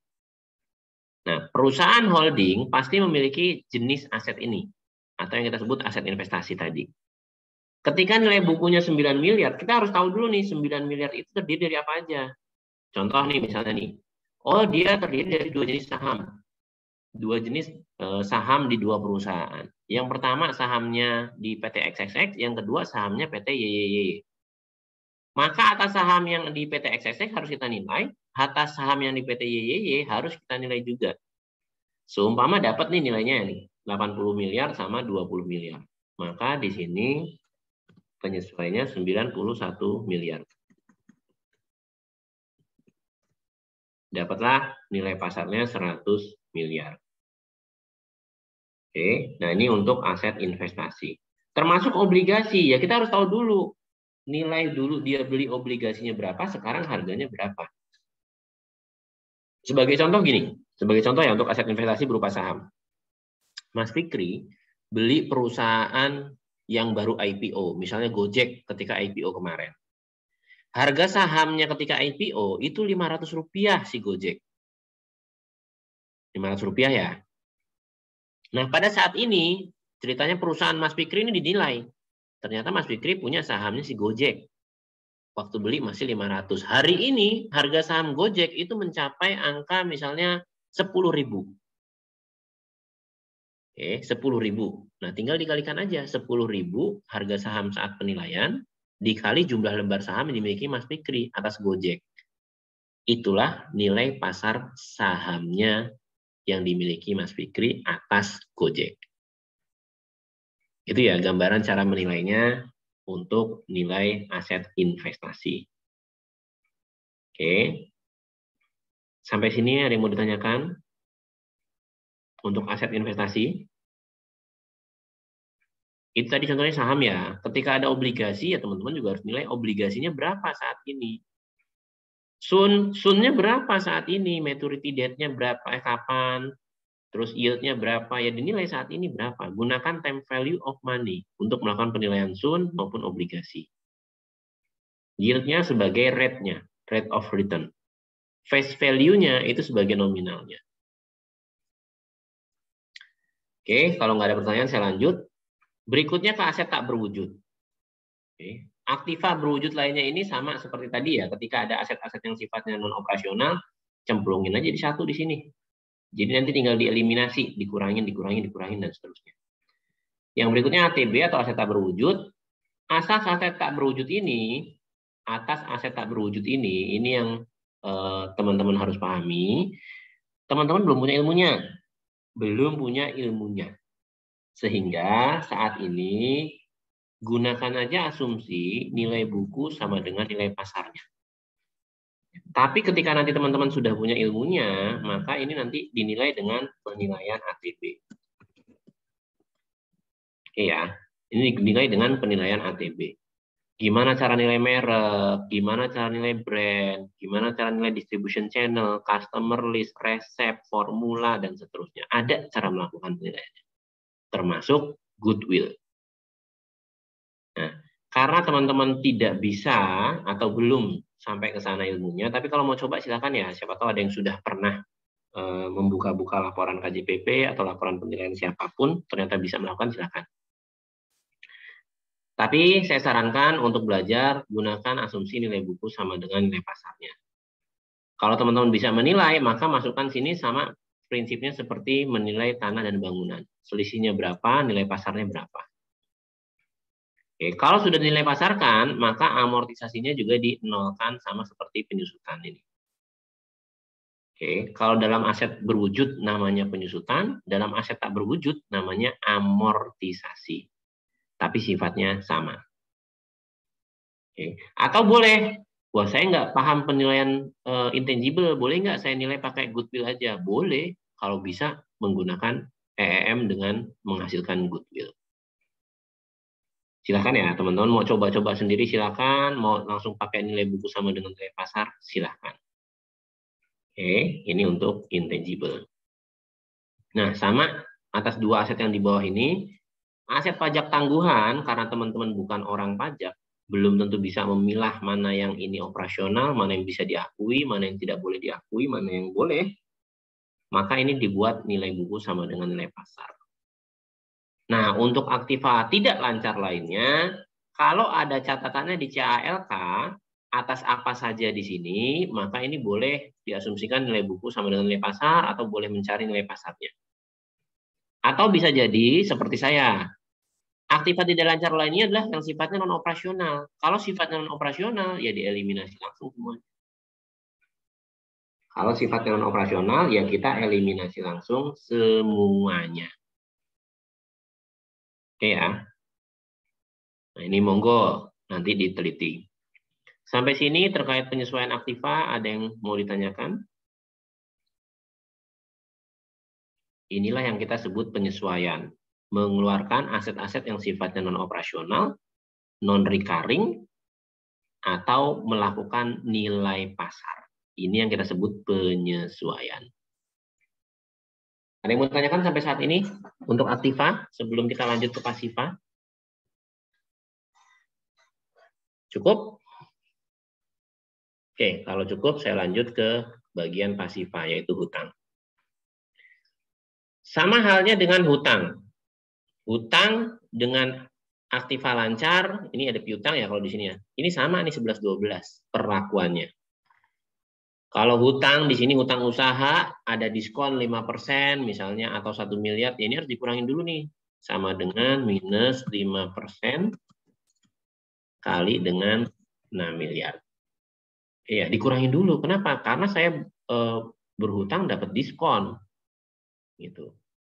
Dulu kalau teman-teman mungkin masih ingat ada akuntansi di SMA ya.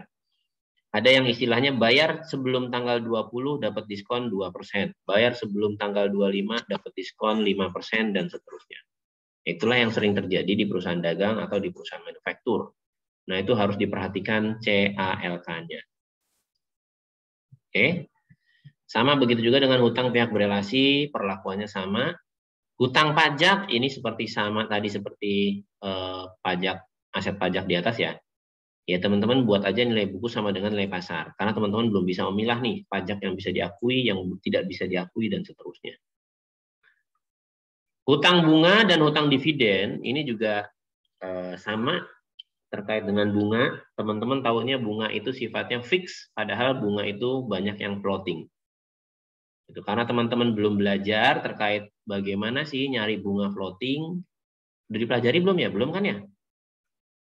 Teman-teman akuntansinya nyampe ke advance dan intermediate dan advance nggak? Cuman pengantar doang kan? Iya Pak, pengantar aja Pak. Oke. Yang di pengantar pun itu menggunakan time value of money-nya pakai suku bunganya tunggal. Iya nggak? Padahal time value of money, suku bunganya itu bisa floating.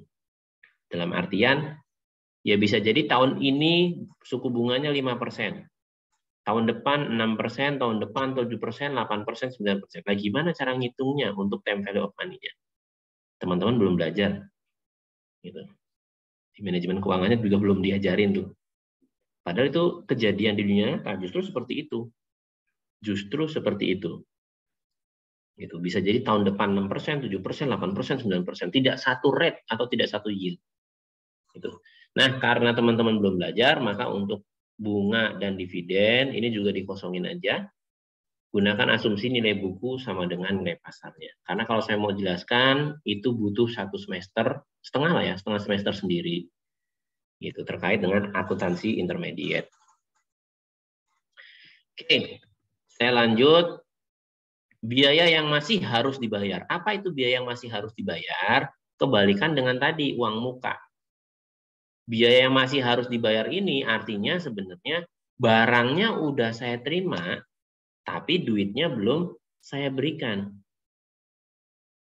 Gitu ya, barangnya sudah saya terima, tapi duitnya belum saya berikan. Nah, inilah yang disebut biaya yang masih harus dibayar. Dicek di sini. Diskon, rabat, ya potongan, apalah istilahnya itu, silakan dicek. Ada atau enggak? Gitu, diskon, rabat, potongan, dan seterusnya. Ketika ada, di ALK-nya dibunyikan, maka disesuaikan di sini. Tapi kalau enggak ada, ya enggak perlu disesuaikan. Gunakan asumsi nilai buku sama dengan nilai pasar. Ini pokoknya pamungkas nih, nilai buku sama dengan nilai pasar nih. Keranjang sampah paling the best lah. Gitu. Jadi kalau pakai pendekatan aset, saya ngelihat banyak teman-teman menggunakan nilai buku sama dengan nilai pasar, ya udah, sudah sama-sama tahu nih penilainya nggak ke lapangan. Itu ya teman-teman ya. Saya lanjut ke sini. Sama uang muka pelanggan juga seperti itu, hutang lancar lainnya juga ini bisa dieliminasi. Oke, karena kalau saya biasanya yang lainnya itu biasanya sifatnya yang non-operasional. Oke, sampai di sini hutang lancar ada yang mau ditanyakan? Silakan. Enggak ada? Oke, kita lanjut ya. Kalau nggak ada ya, kita masuk ke hutang jangka panjang atau hutang struktur modal. Nah, di hutang struktur modal, di sini ada imbalan pasca kerja. Apa sih imbalan pasca kerja? Kenapa kok imbalan pasca kerja masuk struktur modal? Nah, imbalan pasca kerja ini adalah, contohnya ya, langsung aja contohnya, uang pensiun, bonus akhir tahun, ini yang kita sebut imbalan pasca kerja. Kenapa kok masuk struktur modal? Karena human-nya sendiri masuk ke dalam struktur modal. Faktor modal itu ada 5, man, money, method, apalagi ya, saya lupa. Man, money, method, machine, satu lagi apa ya? Manajemen, Pak. Manajemen. Cocok sekali. Ya udah, itu kan 5 faktor. Struktur modal itu ya. Jadi ketika dia kaitannya dengan human labor-nya tadi, dengan manajemennya, dengan manusianya, yaitu bagian dari struktur modal. Maka imbalan pasca kerja ini masuk ke dalam hutang tidak lancar. Gitu ya. Nah, tinggal dicari nih, imbalan pasca kerja yang 2 miliar ini sudah dibagikan kapan? Dibagikan atau belum? Contoh tadi ini uang pensiun ya. Ternyata per tanggal 31 Desember tahun 2017 nggak ada yang pensiun. Ya nggak usah dikurangin. Tapi ketika ada yang pensiun satu orang berapa dapatnya? Misalnya dapatnya 500 juta, misalnya ya dikurangin 500 juta. Uang pesangon pensiunnya misalnya 500 juta. Ini misal ya 500. Jadi harus dikurangin. Tapi kalau misalnya 2 miliar ini sudah dikurangin dari 500 juta, ya udah nggak usah dikurangin lagi. Maka tetap pencatatannya 2 miliar. Nah, data itu adanya di mana? Kembali adanya di CALK, catatan atas laporan keuangan. Oke. Begitu juga dengan hutang bank. Hutang bank ini ya. Kita lihat hutang bank ini misalnya ada hutang sebesar 12 miliar. 12 miliar ini udah dibayar atau belum? Kalau 12 miliar ini sudah net per tanggal 31 Desember 2017, maka nggak perlu disesuaikan lagi. Tapi kalau misalnya dia belum net, ya dicek berapa beban yang harus dibayarkan di akhir tahun, di Desember. Dikeluarkan dulu. Itu sebagai faktor pengurang. Gitu ya, itu kalau hutang bank ya. Jadi pas pencatatan itu sudah dikeluarin belum untuk bayar awal tahun depan atau di akhir tahun ini. Kalau belum dikeluarkan dulu. Kalau sudah dikeluarkan ya berarti nilai buku sama dengan nilai pasarnya. Oke, sama termasuk dengan hutang jangka panjang pihak berelasi dan hutang tidak lancar lainnya. Dicek pembayarannya di tanggal penilaian sudah dibayar atau belum, bunganya sudah dibayar atau belum, dan seterusnya. Kalau sudah, berarti tidak perlu dikeluarkan, tidak perlu disesuaikan lagi.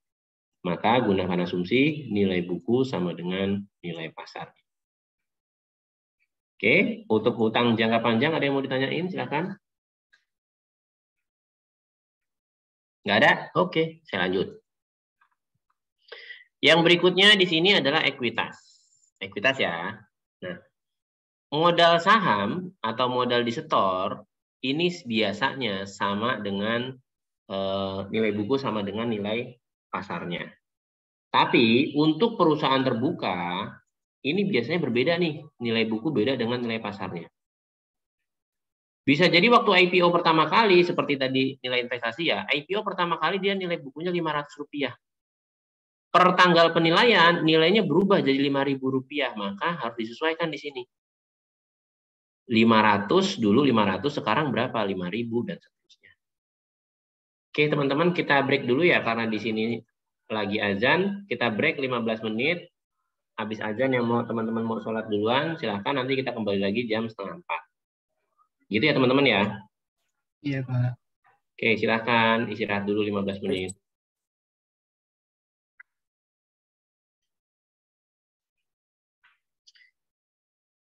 Tadi sampai mana ya, Mas Yuda?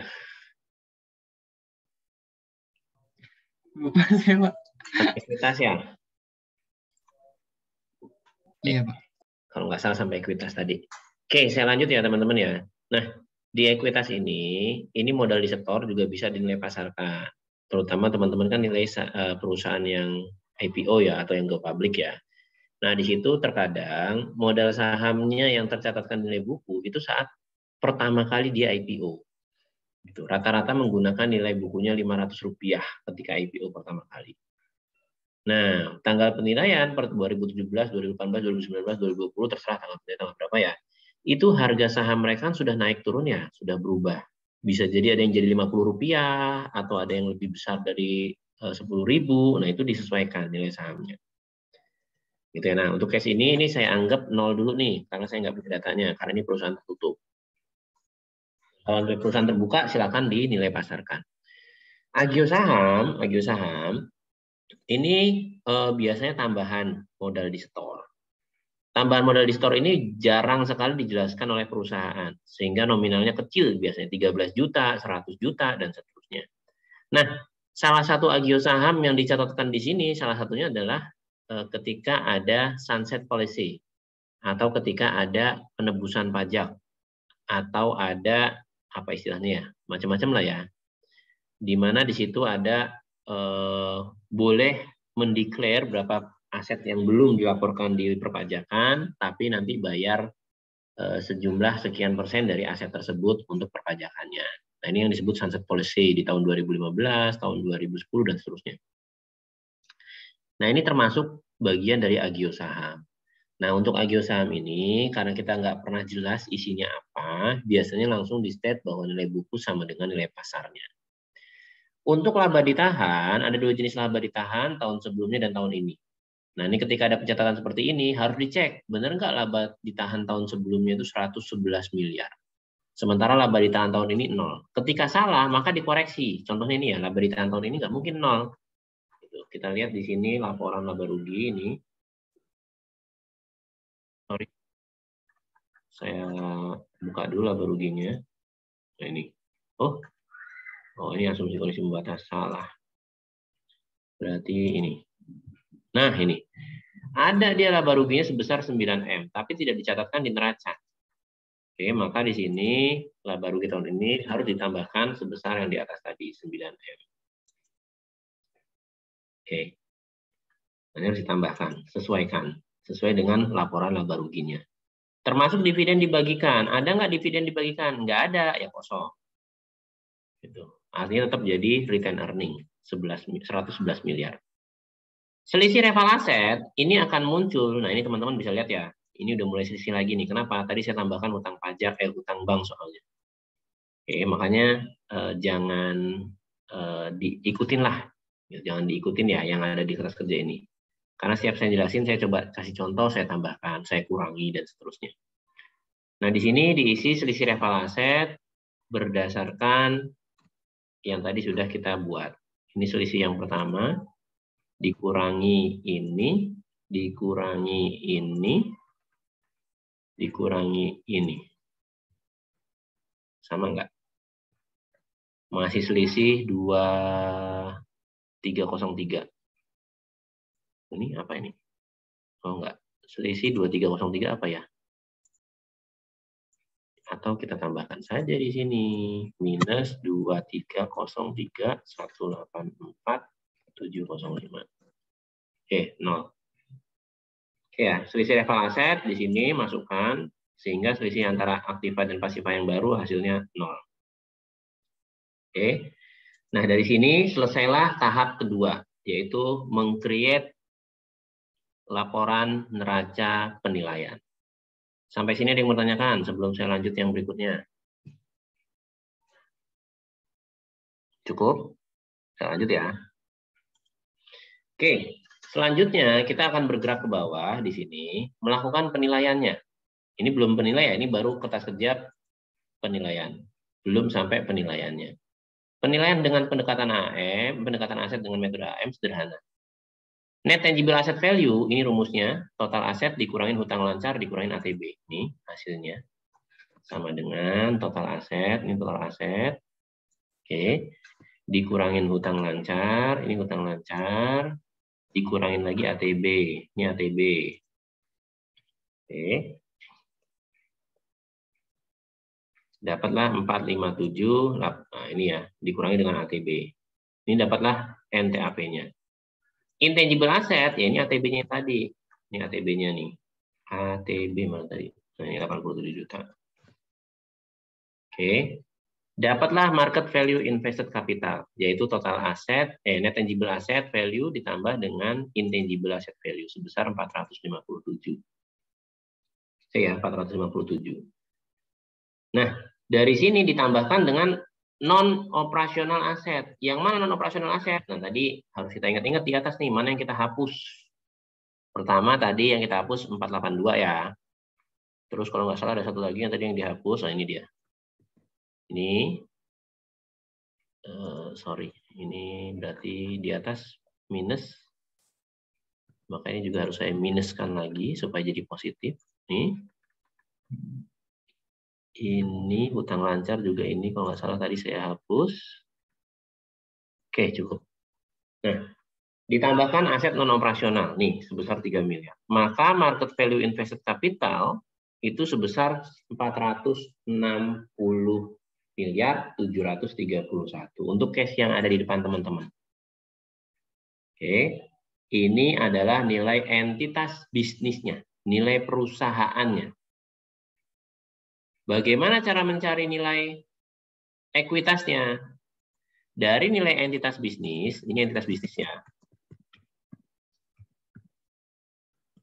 Kita kurangi dulu dengan unsur hutang struktur modal. Berapa hutang struktur modalnya? Kalau di sini hutang struktur modalnya hanya ada imbalan pasca kerja saja. Oke, ini diklik imbalan pasca kerjanya. Oke. Ini ya, dapat di sini 2 miliar. Dikurangin dulu, maka dapat di sini nanti nilai ekuitas 100% saham. Kurang persen ya, maaf. Ya, ini sama dengan 460 dikurangi dengan hutang struktur modal. Jadi 452. Inilah nilai 100% saham. Pertanyaan saya ke teman-teman, sebelum nanti ada case 1, case 2 ini, 458 ini dengan metode AM, hasilnya nilai sahamnya saham kendali atau non kendali? Kendali, Pak. Kenapa kendali, Mas Fikri? Karena filosofinya andaikan kita menilai berdasarkan aset sama liabilitas, itu hanya orang-orang dengan tingkat manajemen yang cukup tinggi yang bisa mengetahui detail-detailnya gitu, Pak, sehingga dianggap sebagai pengendali. Betul sekali. Berarti konsepnya megang ya, Mas Fikri ya. Oke, betul. Dengan metode AM ini adalah nilainya nilai kendali. Nah, saya punya case 1. Nih, saya copy paste. Teman-teman diminta menilai 80% sahamnya. Oke, 80% saham ya. Ini case pertama.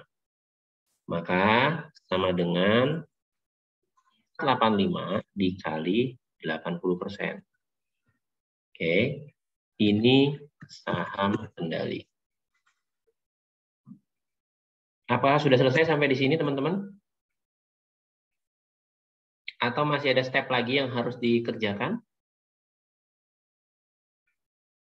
Teman-teman, case pertama ya, disuruh nilai 80% sahamnya. Maka di sini 80% saham sama dengan 458 dikali 80%. Dapatlah 366 miliar. Apakah sudah selesai sampai di sini? Atau masih ada step selanjutnya yang harus kita kerjakan? Yuk, selesai? Stepnya cuma sampai sini aja? Kayaknya udah, Pak. Yakin masih udah? Karena udah sama-sama nilai kendali gitu, Pak. Tadi kan ini kan yang nilai kita jadi objek penilaian kan 80%. Jadi itu kan punya kendali gitu, Pak. Oke, salah ya. Masih ada satu step yang harus dilakukan, yaitu pengaplikasian the law. Masih ingat apa itu the law? Discount lack of market ability. Atau saya menjelaskan dulu, diskon atas likuiditas pasar. Masih ingat Mas Yuda apa itu the law? Iya, masih, Pak. Dulu saya mencontohkan apa, ayo kalau masih ingat.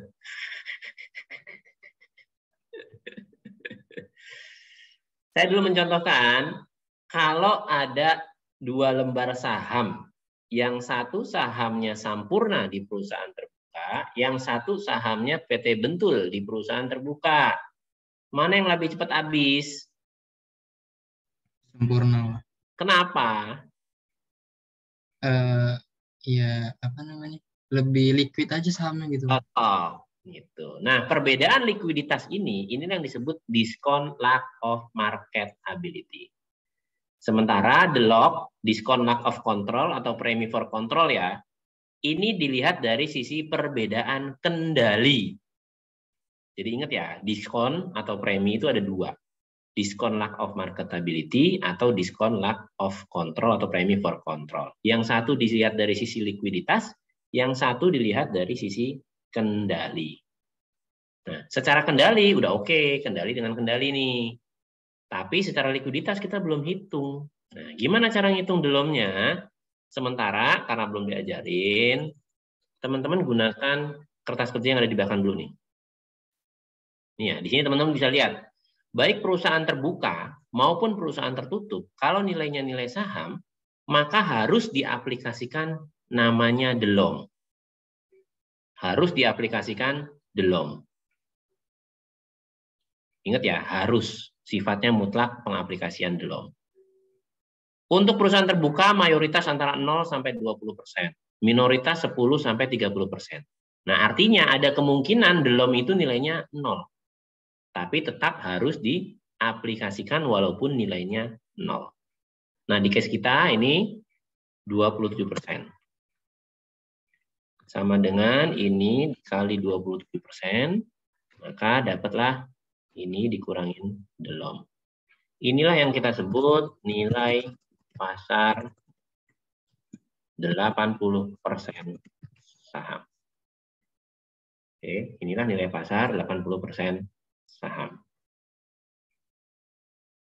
Sampai sini ada yang mau ditanyakan teman-teman untuk mencari nilai sahamnya? Outputnya pasti market value invested capital dulu, baru dikurangin hutang, dapatlah nilai 100% saham yang sifatnya kendali. Dikurangin lagi dengan DELOM, diskon lack of marketability, kalau nilai saham yang kendali juga, dapatlah nilai pasar 80% saham. Maka di posisi ini sudah pasar dan kendali. Kalau di sisi sini ini masih sifatnya indikasi, nilainya nilai indikasi dan punya kendali. Yang kita cari adalah nilai pasarnya. Oke. Nah, ini case yang pertama. Nah, case yang kedua nih, yang disuruh nilai 20%-nya. Ya udah, kita nilai dulu sama dengan 458 dikali 20%. Dapatlah 91 miliar. Tapi ingat, 91 miliar ini adalah jenis saham yang punya kendali. 20% ini non-kendali. Maka langkah selanjutnya harus dikasih apa? Apa yang harus diaplikasikan di langkah selanjutnya? DELOC-nya, Pak.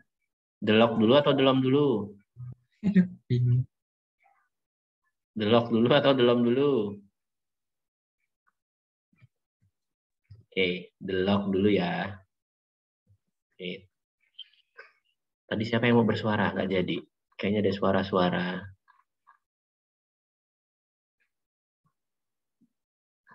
Tadi yang mau bersuara siapa yang mau tanya mungkin? Nggak jadi? Oke, kalau nggak jadi saya lanjut ya. Oke, DELOC dulu. Nah, di sini DELOC-nya sama ya. Kita ikutin yang ada di sini dulu aja. Nanti akan dipelajari DELOC-DELOM di pertemuan terakhir. Walaupun tulisannya premi for control ya, tapi di sini kita gunakan untuk DELOC-nya. Oke, sama dengan 91 dikali 58. Oke, di sini indikasi nilai 20% saham. Masih indikasi. Oke, 91 dikurangin 53. Dapatlah 38. Masih indikasi ya. Kenapa? Karena sifat ini baru sifatnya kendali, jadi non-kendali. Belum dikurangi lagi dengan DELOM atau dari sisi likuiditas. Oke, 27%. 27% ini dihitung dari 38 ya teman-teman ya, bukan dari 91. 27% dihitung dari 38, bukan dari 91. Oke. Maka 38 dikurangi 10, inilah yang kita sebut nilai pasar 20% saham. Oke. Ini sifatnya sudah pasar dan non-kendali. Oke. Sampai sini ada yang mau ditanyakan? Sampai sini ada yang mau ditanyakan? Yang sering terjadi adalah, boleh nggak, yang sering ditanyakan adalah, boleh nggak delom dulu baru delok dulu? Kita simulasi ya teman-teman ya, bagaimana kalau delom dulu baru delok? Ini kan kita delok dulu baru delom ya, kita simulasi di sampingnya, ini sama dengan 27%, ini sama dengan, kita balik, 58%. Ini sama dengan 91, ini, kita simulasi nih, biar teman-teman paham.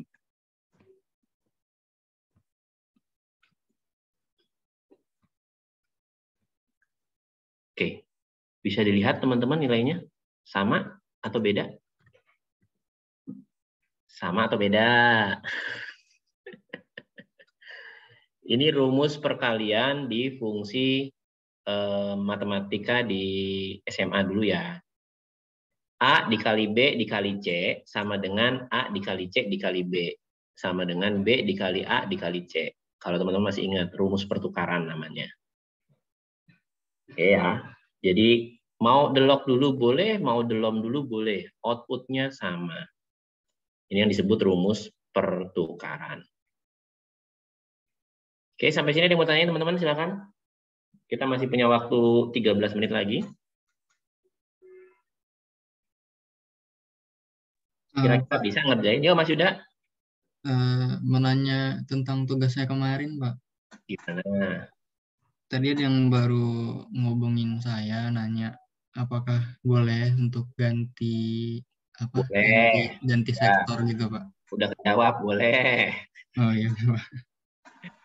Baik, Pak. Saya tidak akan menyusahkan teman-teman ya, termasuk nilai ujian teman-teman. Saya udah rekap semuanya, masih banyak yang jelek, tapi tenang aja, seperti yang saya janjikan teman-teman. Di nilai UTS teman-teman semua saya dongkrak ya. Yang nilainya ada yang 4, ada yang 5, insya Allah nanti berubah jadi paling tidak 70. Paling tidak ya, untuk UTS-nya saya angkat jadi 70. Gitu. Nah, tapi ingat ya, janji teman-teman, harus selesaikan tugas teamwork. Karena teamwork itulah yang akan mengganti tugas yang kurang. Ingat ya teman-teman ya. Jelas ya Mas Sudah ya? Iya, Pak. Jadi teman-teman yang dapat angka 5, 4 nggak usah khawatir. Nilainya insya Allah akan saya dongkrak, tapi dongkrak saya cuma minimal 70 ya. Maksimal 70, sorry.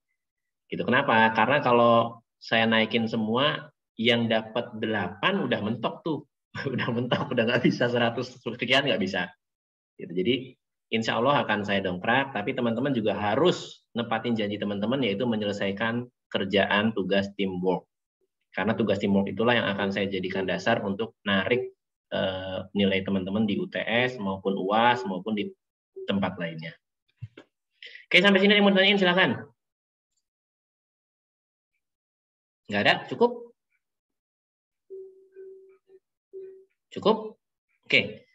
Kalau cukup mungkin EM nggak sempat ya teman-teman ya, karena ini tinggal 10 menit lagi. EM di pertemuan terakhir itu kita hanya bicara terkait diskon lack of marketability, diskon lack of control, yang mana sebenarnya teman-teman tinggal baca sheet ini aja udah paham bagaimana cara mencarinya gitu ya. Nanti untuk EM, karena di sini ini sekilas ya bisa saya jelaskan. Di sini ada free cash flow. Free cash flow ini baru dijelaskan besok di pertemuan untuk pendekatan pendapatan. Minggu besok untuk pertemuan pendekatan pendapatan. Jadi teman-teman juga kalau saya jelasin sekarang ini masih belum nyambung terkait free cash flow, gimana cara nyarinya dan seterusnya. Nah, maka untuk EM ini di pertemuan terakhir nanti kita gunakan sedikit untuk menjelaskan delok sama delom.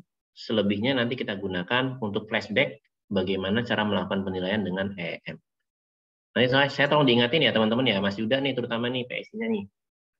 Gimana Pak tadi terputus Pak? Untuk EM, karena hari ini tidak bisa menjelaskan, karena tinggal 10 menit ya, jadi hari ini kita nggak bisa praktek EM, nanti akan saya ganti ketika di pertemuan terakhir. Di pertemuan ke-14. pertemuan 14 hanya menjelaskan delok-delom dan premi for control. Yang mana materinya cuma 2 sheet ini doang nih, 2 sheet ini doang. Dan ini sudah ada nih, teman-teman bisa baca sendiri sebenarnya. Gitu. Sudah ada ya, bisa baca sendiri di sini. Jadi nanti untuk pertemuan terakhir delok-delomnya saya padetin, tapi nanti tolong ketika waktunya masih banyak gitu ya, kita gunakan untuk flashback, kita coba untuk EM. Gitu Mas Yuda ya? Iya Pak. Jadi sayang kalau teman-teman tidak praktek, tidak belajar terkait bagaimana cara mengerjakannya. Sayang banget kalau cuma teori doang. Oke, sampai sini ada yang mau tanyakan teman-teman? Silakan sebelum saya tutup, waktunya masih 9 menit lagi. Kayaknya hari ini sepi nih, nggak aktif, baru 4 orang. 08, 19, 20, 27, 09 tuh. Yang lain belum ada yang komentar, belum ada yang nanya. Silakan yang mau tanya, silakan yuk. Biasanya rame banget, sekarang sepi nih hari ini nih. Nggak ada, cukup? Cukup sepertinya. Oke. Pusing Pak. Silakan teman-teman nanti dicoba dikerjakan dengan timnya ya. Diramu ulang, kertas kerjanya coba dibuat lagi step by step-nya, atau mungkin nanti videonya bisa di-share oleh Mas Bimo, biar teman-teman nginget-nginget lagi, dengerin lagi, dan seterusnya. Oke, kalau nggak ada pertanyaan, mungkin untuk pertemuan hari ini bisa saya cukupkan. Silahkan dicoba-coba sendiri, teman-teman. Nanti kalau ada pertanyaan nggak paham, ditanyakan lewat WA ke saya boleh. Atau dari grup boleh. Jadi biar teman-teman semua yang ada di grup bisa ngeliat juga jawaban saya seperti apa, biar bisa disamakan. Oke, untuk pertemuan hari ini saya cukupkan. Kurang lebihnya saya mohon maaf. Saya tutup. Wabillahi taufiq wal hidayah. Assalamualaikum warahmatullahi wabarakatuh. Waalaikumsalam. Terima kasih Pak.